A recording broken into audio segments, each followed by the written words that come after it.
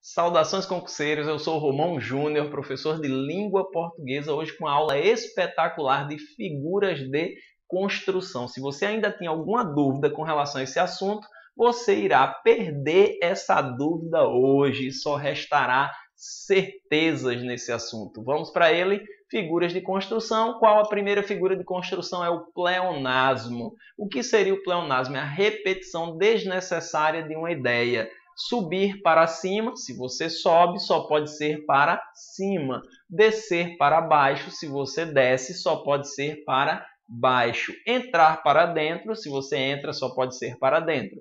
Uma determinada apresentadora de um desses programas de culinária disse: corte a laranja em duas metades iguais. Gente, só existe metade igual, não existe metade diferente. Repetição desnecessária aí.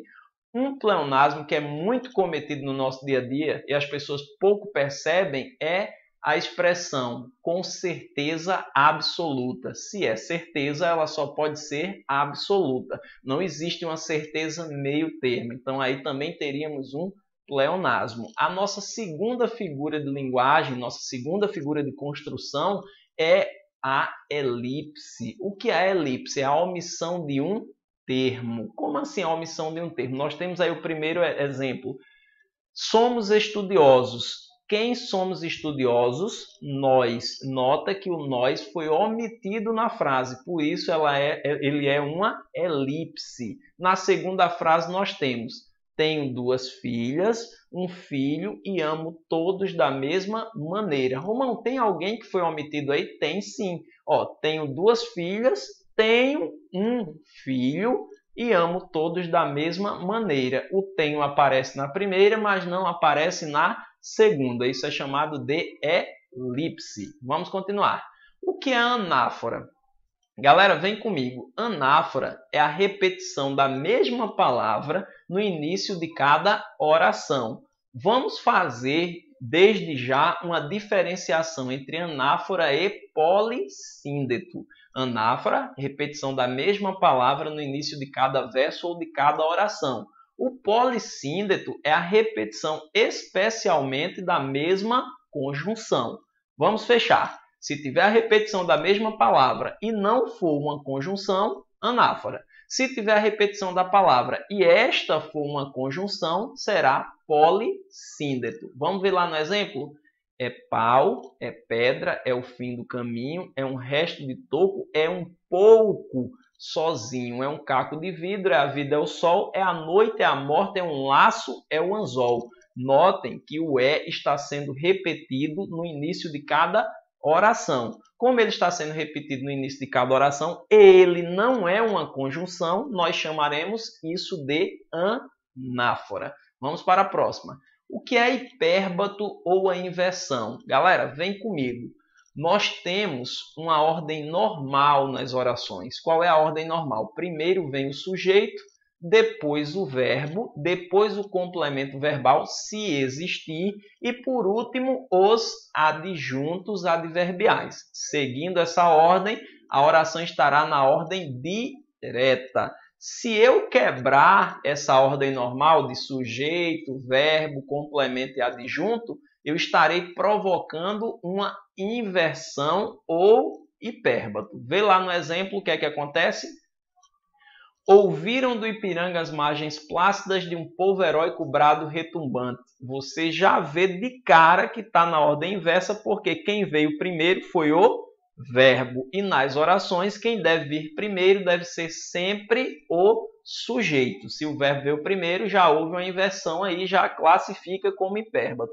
Romão, qual seria, então, a ordem normal desse período? Seria assim, as margens plácidas do Ipiranga ouviram o brado retumbante de um povo heróico. Nesse caso aí, teríamos a ordem direta, que seria primeiro o sujeito, que são as margens plácidas do Ipiranga, depois o verbo, que é ouviram, depois o complemento verbal, que é o brado retumbante de um povo heróico. Então, essa seria a ordem normal. No primeiro exemplo, começou com ouviram, que é o verbo. Não começou com o sujeito, então já há uma prova que é um hipérbato ou uma inversão.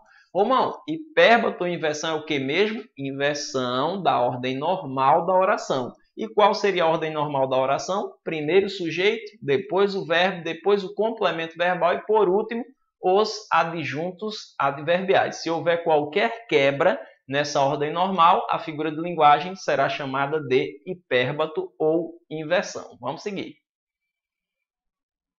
Aliteração. Galera, vem comigo, vamos fazer uma diferenciação novamente entre duas figuras de linguagem. A aliteração é a repetição da mesma consoante. Já a assonância é a repetição da mesma vogal. Como é que eu vou fazer essa diferença? Lembra lá da aula de fonologia. Assonância, som. E quem é o som na língua portuguesa? O som é a vogal. Então, a assonância é a repetição da mesma vogal. A aliteração é a repetição da mesma consoante. Já aprendeu duas figuras pelo preço de uma. Então, nós temos, olha lá no slide, vozes veladas, veludosas vozes, volúpias dos violões, vozes veladas, vagam nos velhos vórtices velozes, dos ventos vivas vãs vulcanizadas. Você percebe que há a repetição da consoante V para atender a um critério de sonorização do poema. Quando há repetição da mesma consoante, chamamos de aliteração. Show de bola! Vamos seguir. Assonância, lembra quem é o som na língua portuguesa? A vogal. Repetição do som, ou seja, repetição da vogal, será chamada de assonância.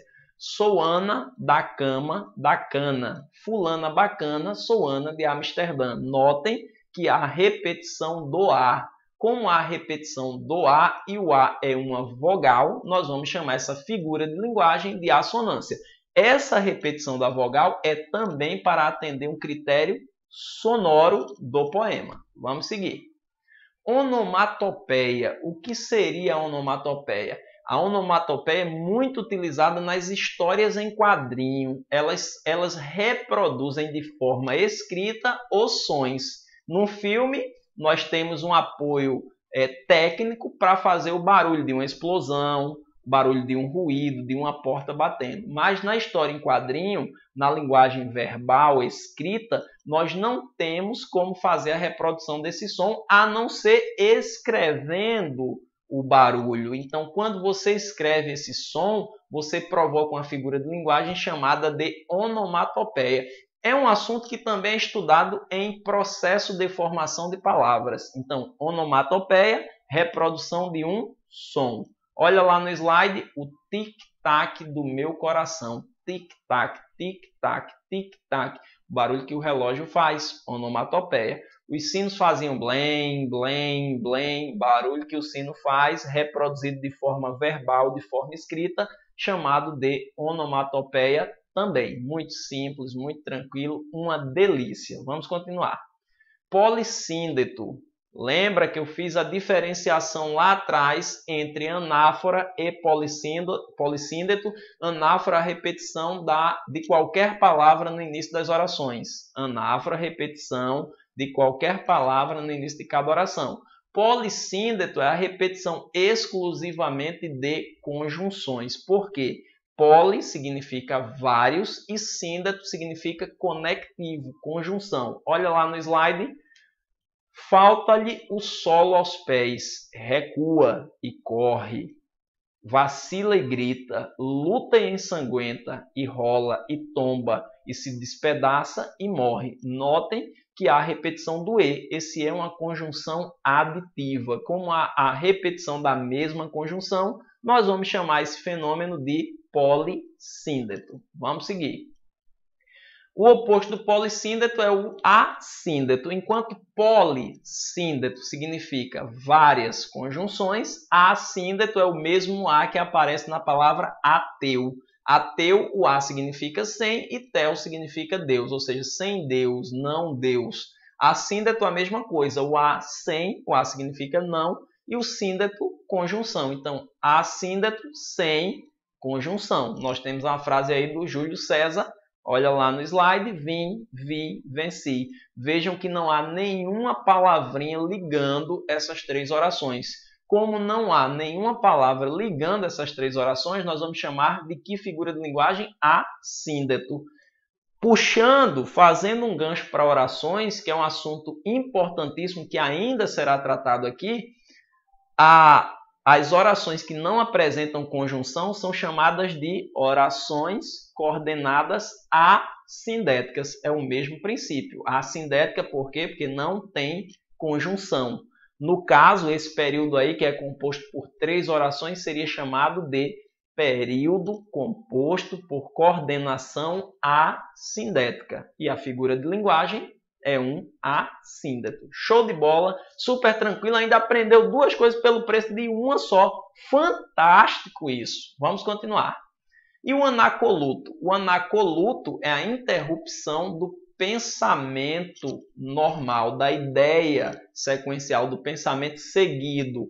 Vem comigo que eu vou te dar um exemplo muito simples. Vê só, não sei se já aconteceu com vocês que estão aí do outro lado de dizer uma coisa, pensar um pouco melhor, desistir e entrar em outro assunto para disfarçar. Como se eu dissesse assim, olhe, Ana Maria... Não, deixa para lá, depois eu digo. Viu que eu interrompi o que eu iria dizer a respeito de Ana Maria? Isso é um anacoluto, é a interrupção da sequência normal do pensamento. Então, olha o slide. Esses alunos da escola... Aí você ia dizer alguma coisa, se arrependeu, que seria bem pior do que o que você disse, não se pode duvidar deles. Então você ia dizer, esses alunos da escola sempre falam a verdade, ou esses alunos da escola são demais. Aí você interrompeu o seu pensamento, e a interrupção do pensamento está marcada por uma vírgula, poderia também ser marcada por reticências, e essa interrupção do pensamento é chamada de anacoluto. Muito fácil, muito tranquilo. Vamos continuar. E o zeugma? Ela gosta de geografia, eu de português. Notem que o gosta aparece na primeira oração, mas ele não aparece na segunda. Então, o que seria o zeugma? É a omissão de uma palavra que já foi mencionada anteriormente. Vem comigo, galera. Ó, tem uma questão muito interessante a respeito de zeugma, é que essa omissão dessa palavra que já foi mencionada anteriormente, que em 90% dos casos é um verbo, vai ser marcada com uma vírgula. Então, fica atento. Quando for zeugma, essa omissão será marcada por uma vírgula. Olha o exemplo lá do slide agora. Ele gosta de geografia. Eu gosto de português. No lugar do verbo que foi omitido, se colocou uma vírgula, justamente para provar que há uma omissão de uma palavra que já foi referenciada anteriormente. E essa omissão, marcada pela vírgula, será chamada de zeugma. Vamos para a próxima figura de linguagem. Uma figura de linguagem que nós utilizamos muito. Às vezes, quando aparece, as pessoas acham estranho, mas é permitido sim, que é a silepse. O que é a silepse? A silepse é a concordância com a ideia. Silepse, concordância com a ideia. Existem três tipos de silepse. A silepse de número, quando você troca o singular pelo plural ou o plural pelo singular. A silepse de gênero, quando você troca o eu por eles ou eles por nós. E a silepse, aliás, silepse de número, quando troca o singular pelo plural. A silepse de pessoa, quando troca o eu pelo nós, aliás, o eu pelo nós não, quando troca o eu por ele, ou quando troca o ele pelo nós. E a silepse de gênero, que é quando se troca o masculino pelo feminino. Então, três tipos de silepse, três tipos de concordância com a ideia. A de número, quando se troca o plural pelo singular, ou vice-versa. 2, a de pessoa, quando se troca o nós por eles, por exemplo, ou se troca qualquer uma das três pessoas do discurso. E 3, a silepse de gênero, que é quando se troca o masculino pelo feminino ou o feminino pelo masculino. Vamos ver como é que isso acontece. Olha lá no slide. A bonita Porto Velho sofreu mais uma vez com o calor intenso. Pensa comigo, caro concurseiro. Não é Porto Velho? Porto Velho não é masculino? Como é que eu coloquei a bonita antes? Porque eu fiz a concordância com a ideia de que Porto Velho é uma cidade. Porto Velho é masculino, fiz a concordância com a ideia de que Porto Velho é uma cidade, eu troquei o masculino pelo feminino. Como é que eu chamo isso? Silepse de gênero. Trocou o masculino pelo feminino. Segundo caso, a procissão saiu, andaram por todas as ruas da cidade de Salvador. Notem que a procissão, notem que a procissão é singular e andaram está no plural. Por quê? Eu concordei com a ideia de que na procissão existem várias pessoas. O que eu fiz? Troquei o singular de a procissão por plural. Troquei o singular pelo plural. Quando eu troco singular pelo plural, eu estou fazendo uma silepse de número. Fica atento. Procissão singular, andaram plural. Por quê? Porque eu concordei com a ideia de que dentro da procissão existem várias pessoas. Então, quando troco singular pelo plural, silepse de número. O último. Os agricultores temos orgulho de nosso trabalho. Os agricultores são eles. Só que o verbo está em nós. Os agricultores temos. Por quê? Porque o autor dessa frase ele se incluiu dentre os agricultores. Só que nessa inclusão dele dentre os agricultores, ele trocou o eles de os agricultores pelo nós. Então, trocou uma pessoa, que foi o ele, por nós. Na verdade, houve uma silepse de pessoa. Romão, não houve silepse de número aí, não? Não, haveria silepse de número se ele trocasse o ele por eles ou eles por ele. Na verdade, aí ele trocou definitivamente as pessoas. Ele trocou o eles pelo nós. Nesses casos, nós vamos classificar como silepse de pessoa. Concordou com a ideia de que os agricultores somos todos nós. Bem, gente, espero ter conseguido esclarecer. Vamos ao final de mais uma aula. Eu estou extremamente feliz de ter terminado essa tríade de figuras de linguagem, figuras de pensamento, figuras de palavras, figuras de construção, e mais feliz ainda de tê-los conosco, mediados pelo conhecimento. Continuem em contato com a gente. Nós estamos aí no Facebook, Romão Júnior Cursos. É o mesmo endereço para todas as redes, eu sempre falo isso, sempre bom repetir. No Instagram rola uma dica diária também, todo final de aula eu sempre bato nessa questão, porque eu acho muito importante que o aluno acompanhe, porque essas dicas comumente aparecem nas provas de concurso, aparecem no Enem, então é muito importante que o aluno esteja focado nelas. E nosso canal do YouTube, que sempre tem novidades, você fica a par do que está acontecendo nas aulas de língua portuguesa comigo, ok? Ainda tem um e-mail, se você quiser ter um contato mais direto comigo, manda um e-mail. Não prometo responder imediatamente, mas eu responderei com certeza. Um forte abraço e até as próximas aulas.